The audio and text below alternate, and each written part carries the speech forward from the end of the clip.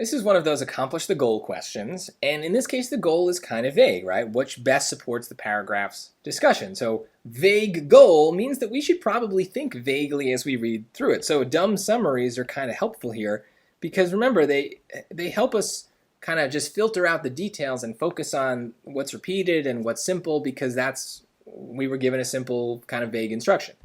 So let's see what kind of pops out here.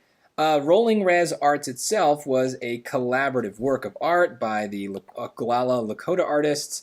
Donald Montelieu, I'm not going to read this part because I don't want to bias myself, was selected to give the bus a distinctive appearance. So, okay, the appearance. He created a lavish design for the bus. This design, intended for the sides of the bus, had vivid pictograms of running buffalo inspired by the narrative scenes of ledger art.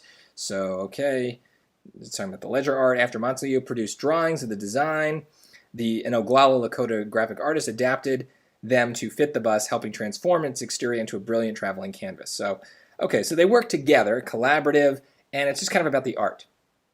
So, if we look at choice A, they're just describing that this guy is an inductee into the South Dakota Hall of Fame. Well, it's not about his art, that's about him.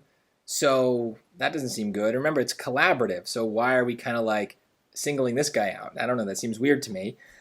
B, a practitioner of the traditional Plains art form known as ledger art. So this is about the art. Yes, it's still about him, but it's tying him to his art. And the fact is, ledger art, I don't know what that is. They're introducing it, right? Known as, they're defining it for me. And then look, it came up here.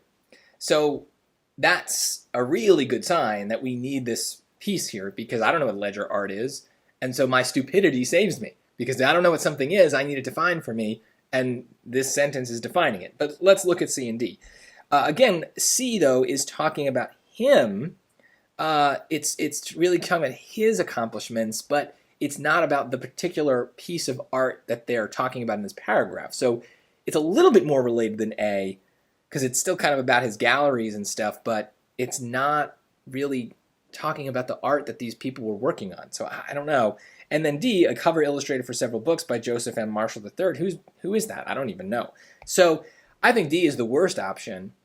We could maybe, if we really wanted to, make A or C fit because they're kind of introducing the guy, kind of talking about his art. But B is definitely talking about the art. And the rest of the paragraph is about the design and the art and the bus and the drawings and the canvas, right? Like we see the words about the art keep popping up. Not about the guy, per se. So we want a choice that's much more related to the art than the guy. We can't really have it perfectly related to the art, but this is the best, of both worlds, right? Like we do kind of transition and introduce the person, but in the context of the art. And we define an important term that we're going to see later. So it really hits for two reasons. But I get all of that because I thought in a dumb summary kind of way. I don't really care about the bus or the art.